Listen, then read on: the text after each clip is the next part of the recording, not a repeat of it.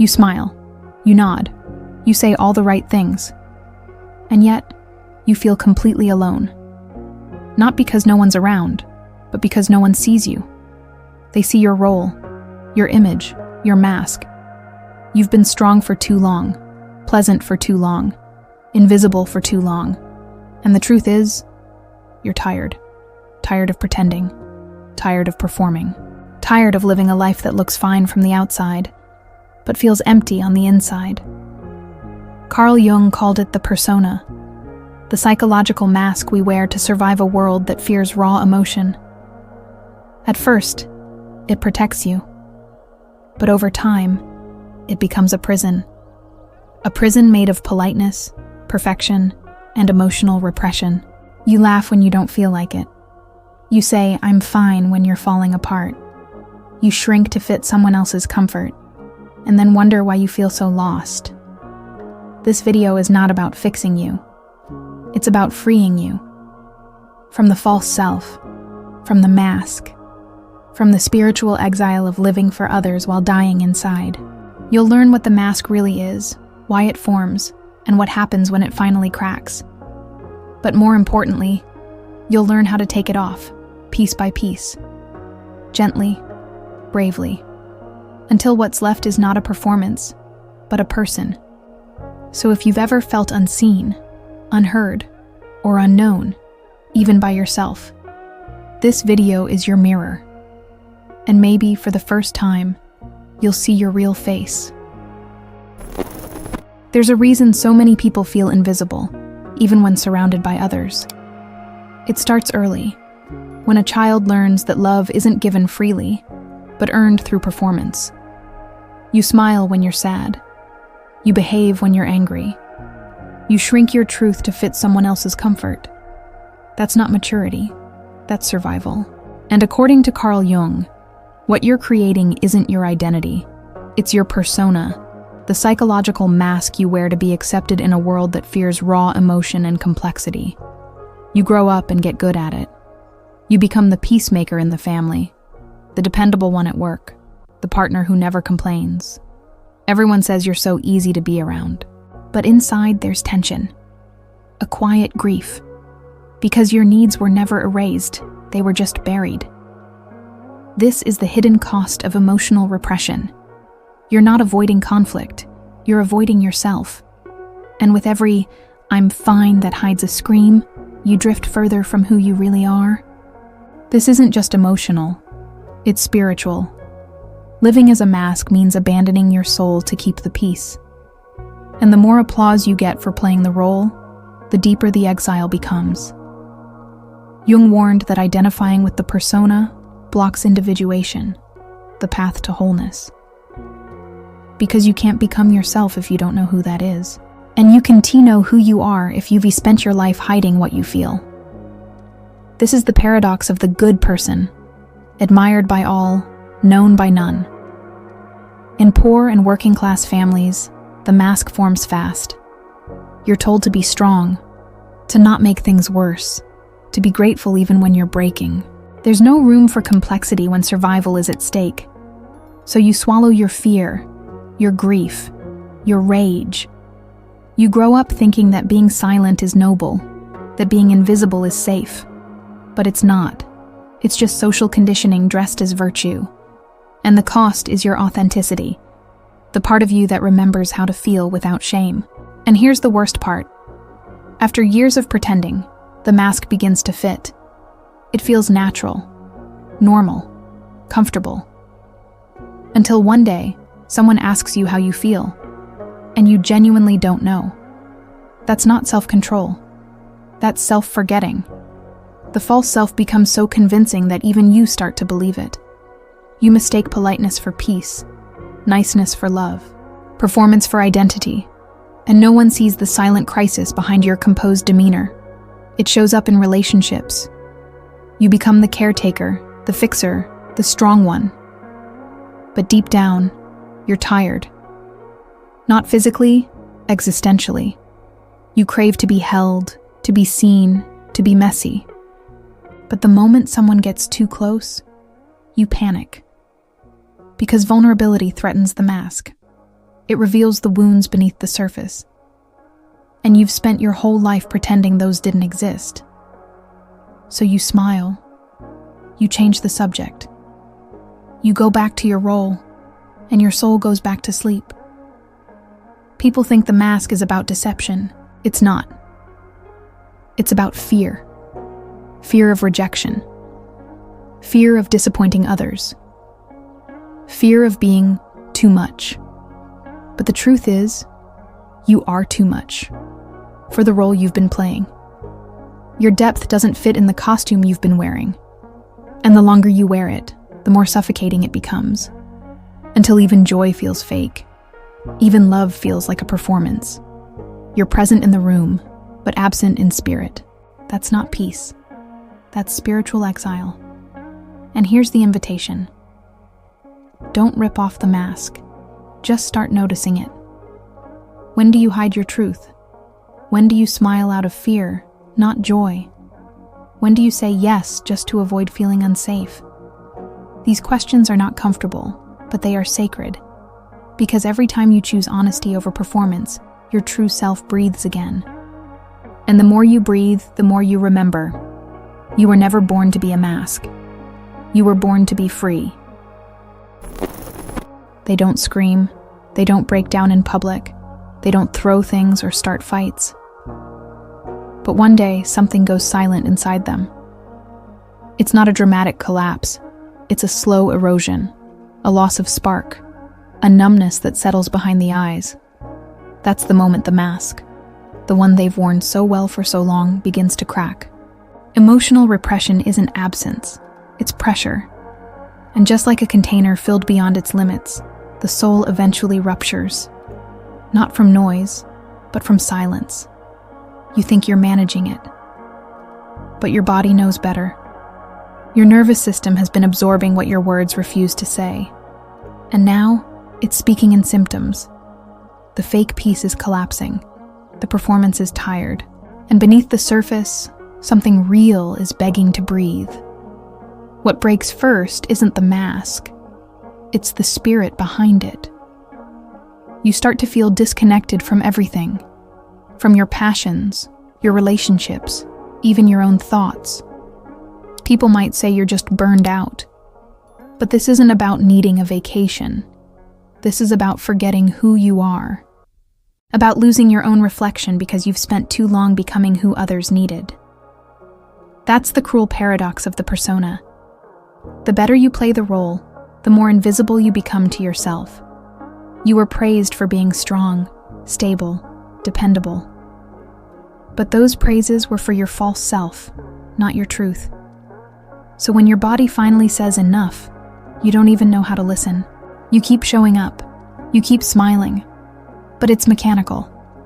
Because your soul has stepped away, tired of being ignored. Carl Jung warned that what we repress doesn't just disappear. It grows teeth. Every "I'm fine" you said when you were hurting. Every time you silenced your truth to avoid conflict. Every moment you traded authenticity for approval. Those decisions compound. And eventually, they demand to be acknowledged. But by then, the emotional language is rusty. The grief comes out sideways, in panic attacks, insomnia, explosive irritability, or deep fatigue. You're not broken. You're backed up, with years of unspoken fear, with disappointment you weren't allowed to express, with sadness you were told to smile through. This isn't a personal failure. It's a systemic one. Because in a world that rewards performance, being real becomes a threat. And most people only realize this after the collapse has already begun. In working-class homes, where survival often takes precedence over emotional nuance, this collapse is especially misunderstood.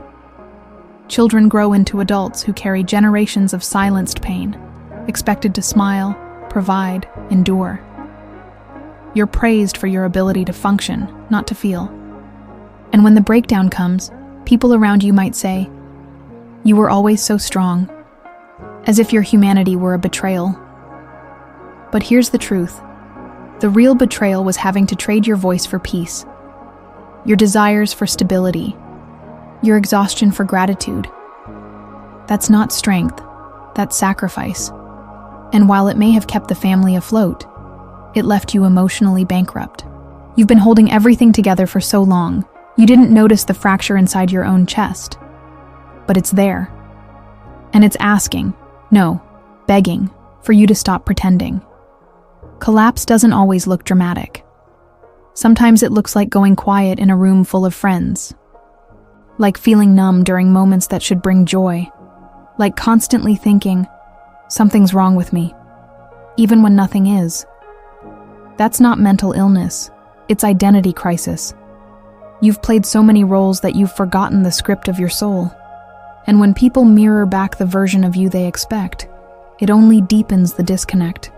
Because deep down, you know, this isn't who you are. You don't want to be the one who always smiles, who never says no, who never disrupts the mood.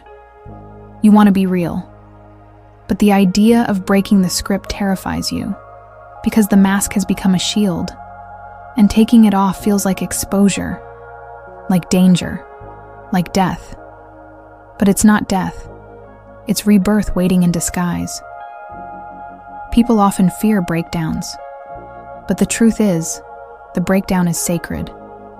It's the moment your soul says, I can't do this anymore. And that's not weakness. That's wisdom. That's the moment when repression stops working and truth begins knocking. It might not be graceful. It might come with tears, anger, even isolation. But it's honest. And for someone who's lived under a mask, honesty is revolutionary. You don't need to have a plan. You don't need to explain it to anyone. You just need to feel. To stop translating your emotions into something palatable for others. Because this is your storm. And storms don't ask for permission. They clear the way. For growth. For clarity. For a life that doesn't require pretending anymore. This is where individuation begins. Not in theory, but in breakdown. When everything false falls apart, what's left is the seed of your real self. You can't grow until the soil is turned. And collapse, as painful as it feels, is that turning. It reveals what was never yours to carry, what was never yours to be.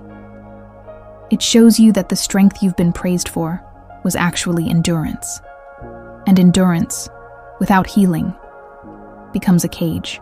The invitation now is to see your breakdown not as shameful, but as sacred. To meet yourself where you are, not who you were supposed to be. To begin again, not from performance, but from presence. This isn't about fixing yourself. It's about finding what's been buried alive inside you all along. If you're here, at this threshold, don't run. Don't numb. Don't go back to the mask. Because the collapse isn't your enemy. It's your portal. A painful, raw, necessary initiation into something more true. Yes, it hurts. Yes, it's confusing. But this is not the end.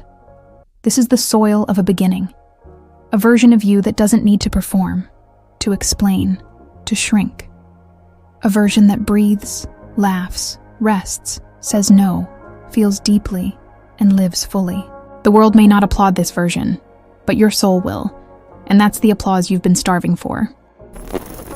It's a strange moment, the one where you realize the life you've built no longer fits the soul you've become. You look around and everything seems fine. Your job, your relationships, your habits. But something feels hollow. That's not depression. That's awakening.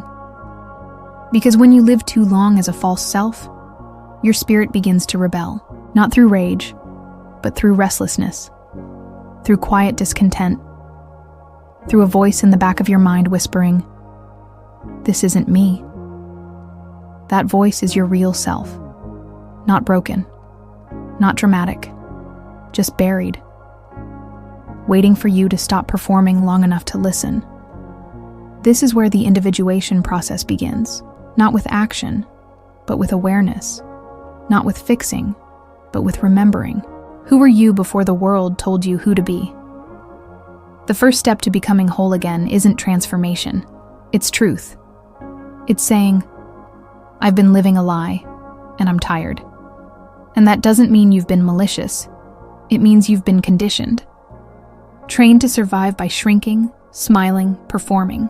Carl Jung taught that the path to wholeness requires integrating, not rejecting the parts we've hidden. That means the messy parts, the angry parts, the grieving, selfish, rebellious parts, the ones the persona kept behind the curtain. Becoming whole is not about being liked, it's about being real, and real is risky. Because the world doesn't reward authenticity, it punishes it, especially in systems where silence keeps the peace. But the soul doesn't care about systems. It wants freedom. And it will sabotage everything false until you finally come home to yourself. Removing the psychological mask is not an event. It's a daily practice. It's the moment you tell someone no and resist the urge to apologize. It's sitting with discomfort instead of fixing it. It's allowing yourself to cry without rushing to explain why. These acts seem small, but they are revolutions. Because every time you choose truth over performance, you reclaim a part of your soul. You step out of spiritual exile and back into your own body. And yes, it will feel awkward.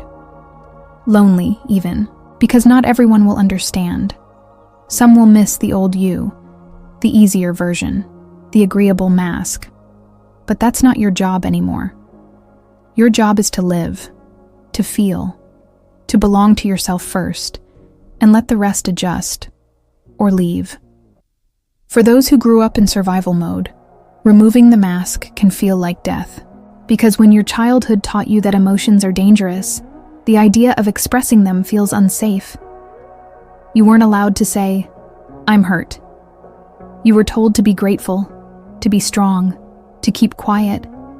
So when you finally speak, when you finally feel, you expect rejection. And maybe you'll get it. But rejection is not the worst thing. Self-abandonment is. Every time you silence your truth to be accepted, you reinforce the identity crisis that's been haunting you. But each honest word, each boundary, each tear, is a step toward authenticity, toward a version of you that doesn't just survive, but breathes, exists, loves without shrinking. Jung believed that the process of becoming whole is a sacred confrontation with the self, not the self you show others, the self you avoid. And that confrontation is terrifying, because it means grieving the version of you that kept you safe. It means saying goodbye to the nice girl, the strong man, the perfect friend. These personas served you once, but now they suffocate you. And the only way forward is to mourn them, not with shame, but with gratitude. Thank them for protecting you. Then let them rest. You're not here to be a mask. You're here to become real. And the price of realness is high. But the cost of denial is higher. You've paid with anxiety, with exhaustion, with spiritual silence. Enough. So how do you rebuild from here? Start small. One breath, one truth, one boundary at a time. You don't need to announce it to the world. You just need to be honest with yourself. Today, not next week. In this conversation, not the next one. When you feel the urge to perform, pause. Ask yourself, who am I doing this for? And if the answer isn't rooted in peace or purpose, it's probably the mask talking. That pause is power. That self-check is sacred. It's not dramatic. It's not loud. But it's real. And real is what heals. Eventually, people will see the difference. They'll feel the shift. You'll no longer be the person who mirrors the room. You'll be the one who grounds it. And not everyone will like it. That's okay. You're not living for applause anymore. You're living for alignment. You're done performing your value. You're done proving your worth. You are not a role. You are not a mask. You are a soul with shape and shadow, light and fire. And that soul is not here to be palatable. It's here to be whole. So here's the closing thought before the story ends. You don't need to reinvent yourself. You need to remember yourself. The real you. the one that existed before fear taught you to hide. She's still there. He's still waiting. And they're tired of pretending. You've spent so long performing that silence started to feel like peace. But now you know it wasn't peace. It was suppression. And the mask you thought was keeping you safe was quietly erasing you. So what would happen if, just for today, you told the truth? Not the polished version, not the filtered one, but the raw, imperfect, real truth. What would you feel if you allowed your sadness to speak, your anger to rise, your joy to exist without permission? You don't need to fix everything right now. You don't need to become someone new. You just need to stop abandoning yourself. That's the first step. That's the healing. So ask yourself, where am I still performing? Who am I trying to protect with my silence? What truth have I been too afraid to speak out loud? The path back to yourself isn't loud. It's slow, quiet, brave. But the moment you choose to be real, even just once, you break the contract with the mask. And every time after that, it gets easier. So if this message stirred something inside you, don't let it fade. Subscribe to the channel. Turn on the notifications, because this is just the beginning. Together we'll go deeper, not into theory, but into truth, into freedom, into soul. No more pretending, no more shrinking. It's time to come home.